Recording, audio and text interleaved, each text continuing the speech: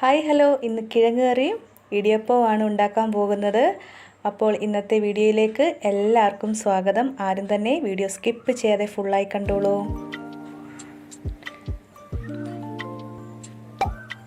അങ്ങനെ ഇഞ്ചിയും പച്ചമുളകും വെളുത്തുള്ളി എല്ലാം ചെറുതായി അരിഞ്ഞു വെച്ചിട്ടുണ്ട്. ഒരു ചട്ടിയെല്ലാം മടപ്പത്ത് വെച്ച് എണ്ണ ചൂടായതിന് ശേഷം കുറച്ച് കടുകും ഉഴുന്നുപരിപ്പും ഇട്ട് ഒന്ന് പൊട്ടിച്ചെടുത്തതിന് ശേഷം വെളുത്തുള്ളിയും ഇഞ്ചിയും ആ പച്ചമുളക് കൂടെ ചേർത്ത് നന്നായിട്ട് നമുക്കൊന്ന് വഴറ്റിയെടുക്കാം.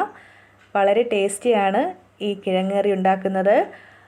അപ്പോൾ നമുക്ക് കിഴങ്ങ് കറി ഉണ്ടാക്കിയതിന് ശേഷം നമുക്ക് ഇടിയപ്പത്തിൻ്റെ പരിപാടിയിലേക്ക് കടക്കാം. അപ്പോൾ നന്നായിട്ട് ഇളക്കി കൊടുക്കുകയാണ്. പിന്നെ 2 വറ്റൽമുളക് ഒന്ന് ചെറുതായിട്ട് മുറിച്ചിട്ട് കൊടുത്തിട്ടുണ്ട്. ആവശ്യത്തിന് കുറച്ച് കറിവേപ്പിലയും കൂടെ ഇട്ട് കൊടുത്തിട്ടുണ്ട്. അത് തയ്യാറാക്കാൻ വേണ്ടിയിട്ട് 3 വലിയ കിഴങ്ങ്, ഒരു മീഡിയം സൈസ് ക്യാരറ്റ്, 2 സവോള, ഒരു തക്കാളിയുടെ പകുതി എന്നിവയാണ് എടുത്തേക്കുന്നത്.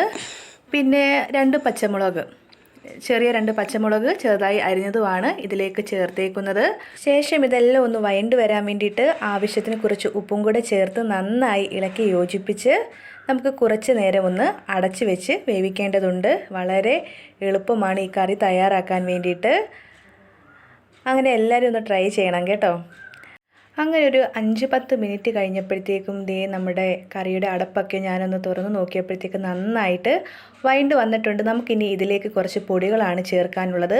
1/4 ടീസ്പൂണോളം കുരുമുളക് പൊടി, എരിവിനനുസരിച്ച് മാത്രം ചേർക്കുക. പിന്നെ കുറച്ച് ഗരം മസാലപ്പൊടി, മഞ്ഞൾപ്പൊടി, 2 വലിയ ടേബിൾ സ്പൂണോളം മല്ലിപ്പൊടി എന്നിവ ചേർത്ത് നന്നായി ഇളക്കി യോജിപ്പിക്കുക. പിന്നെ തേങ്ങയുടെ കൂട്ട് തയ്യാറാക്കാൻ വേണ്ടിയിട്ട് അരമുറി തേങ്ങയും കുറച്ച് പെരിഞ്ചീരകവും പട്ടയും എല്ലാം കൂടെ അരച്ച് ആ അരപ്പും കൂടെ ഇതിൽ ചേർത്ത് കഴിഞ്ഞാൽ നമ്മുടെ സ്വാദിഷ്ടകരമായ കറി ഇവിടെ റെഡി ആയിട്ടുണ്ട്. ഞാൻ ഇളം ചൂടുവെള്ളമാണ് ഒഴിച്ചേക്കുന്നത്. പിന്നീടിട്ട് തിളപ്പിക്കുകയൊന്നും ചെയ്യരുത്. വളരെ ഈസിയാണ്, വളരെ വേഗത്തിലാണ്. ഞാൻ വെള്ളം ഒഴിക്കുന്നതൊന്നും വീഡിയോ എടുത്തില്ല കേട്ടോ, കുഞ്ഞ് നിർബന്ധമായിരുന്നു. അങ്ങനെ നമ്മുടെ കറിയൊക്കെ നല്ല കുഴമ്പും പരുവത്തിൽ നല്ല ചാറോടുകൂടി കറിയൊക്കെ വന്നിട്ടുണ്ട്. ഇനി ഇടിയപ്പം തയ്യാറാക്കാൻ വേണ്ടിയിട്ട് വെള്ളമെല്ലാം വെച്ചിട്ടുണ്ട്. നന്നായി വെട്ടിത്തിളച്ച് തുടങ്ങിയിട്ടുണ്ട്. യൂണിറ്റ് ടെസ്റ്റിൻ്റെ അപ്പം ഇടിയപ്പം പൊടിയാണ് ഞാനിവിടെ എടുത്തേക്കുന്നത്. ആവശ്യത്തിന് പൊടിയിട്ട് കുറച്ച് ഉപ്പും കൂടെ ഇട്ട് നമുക്ക് ആ തിളച്ച വെള്ളം കുറച്ച് ഒഴിച്ചു കൊടുത്ത് നന്നായിട്ട് ഇളക്കി യോജിപ്പിക്കാം. 1 സ്പൂണ് ഓയിലും കൂടെ ഒഴിച്ച് കൊടുത്തിട്ടുണ്ട്, വെളിച്ചെണ്ണ കേട്ടോ.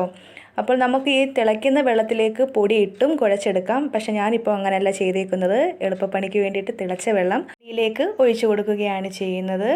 വളരെ സോഫ്റ്റാണ്. നമ്മൾ ഈ ഓയിലും കൂടെ ഒഴിച്ച് തിളച്ച വെള്ളം ഈ പൊടിയിലേക്ക് ഒഴിച്ചു കൊടുത്ത് കുഴയ്ക്കുന്നത് കേട്ടോ.